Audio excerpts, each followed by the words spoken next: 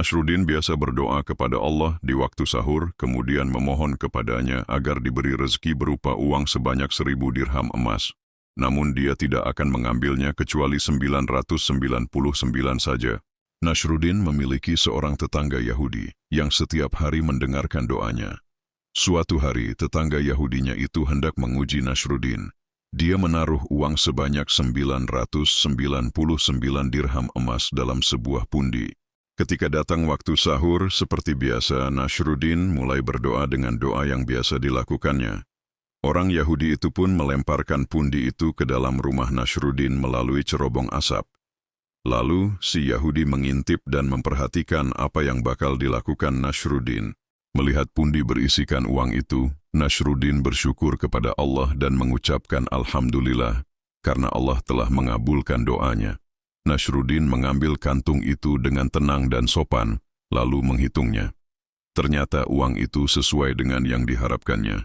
Nasruddin berkata, "Sesungguhnya yang memberikan kepadaku uang sebanyak 999 dirham ini, tentu tidak akan kikir dengan uang yang 1 dirham." Lalu dia menyembunyikan pundi tersebut. Melihat itu, dengan segera orang Yahudi itu pergi ke rumah Nasruddin sambil tertawa dan berkata, "Kembalikan uangku itu, aku hanya ingin menguji dan mempermainkanmu agar aku tahu kesungguhanmu dalam memohon rezeki kepada Allah Subhanahu wa Ta'ala." Dengan penuh heran, Nasruddin berkata kepada Yahudi itu, "Dirham mana yang kau maksudkan? Apakah engkau pernah meminjamiku uang?" Orang Yahudi itu menjawab, "Tidak, wahai Tuan, sesungguhnya uang itu bukanlah uang yang kamu mohon kepada Tuhanmu, tetapi itu uangku yang kulemparkan lewat cerobong asap." Nasruddin berkata padanya, "Gila kamu, cerita macam ini tidak akan ada yang mempercayainya.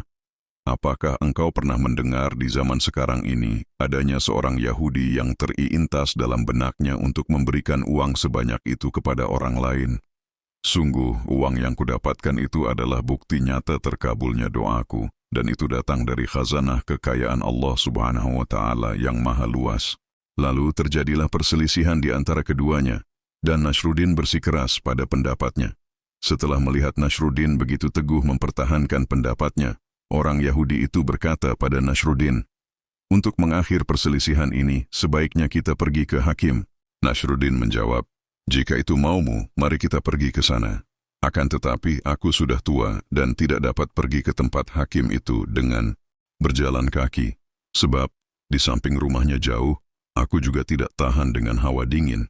Sementara, aku tidak punya baju tebal untuk menyelimuti tubuhku." Yahudi itu berkata padanya, "Aku akan sediakan untukmu keledai dan baju mantel tebal." Lalu, keduanya pergi menuju rumah seorang hakim. Sementara Yahudi itu berjalan kaki, Nasruddin menunggang keledai dan mengenakan baju mantel tebal milik Yahudi. Setelah kedua orang itu masuk ke rumah hakim, si Yahudi itu membeberkan persoalannya. Setelah selesai, hakim itu berkata pada Nasruddin, "Lalu, bantahan apa yang akan kau katakan dalam kasus ini?" Nasruddin pun angkat bicara, "Wahai hakim, dia telah mengada-ada. Aku tidak mendapatkan uang darinya, namun aku memperoleh uang dirham itu dari anugerah Allah Subhanahu wa Ta'ala yang maha derma kepada hambanya. Sehingga dakwaannya itu sangat tidak logis dan tak dapat diterima. Seandainya ada seorang yang akan mati kelaparan pun, karena kikirnya, dia tidak akan memberikan bahkan sepotong roti pun. Lantas, bagaimana mungkin dia akan memberikan kepadaku uang sebanyak itu? Sungguh, dia ingin menipuku dan merampas seluruh hartaku ini. Mungkin saja sebentar lagi dia akan mengaku bahwa keledai yang kutunggangi itu dan baju mantel yang kupakai ini adalah miliknya juga." Mendengar kata-kata Nasruddin, Yahudi itu pun terkejut dan takut akan kehilangan keledai serta baju mantelnya. Dia lalu berkata pada Nasruddin, "Apakah keledai dan mantelku itu akan kau akui menjadi milikmu juga? Sungguh aku merasa kasihan padamu karena engkau seorang yang tua, sehingga kubiarkan engkau mengendarai keledaiku dan aku berjalan kaki." Nasruddin berkata kepada hakim itu, "Wahai Tuan Hakim, bukankah telah Anda dengar ucapannya? Mulai hari ini, saya tidak akan mempercayainya. Sungguh aneh orang ini, segala milikku dia akui menjadi miliknya." Setelah mendengar perang kata-kata antara kedua orang itu, hakim itu lalu berdiri dan memberikan keputusannya.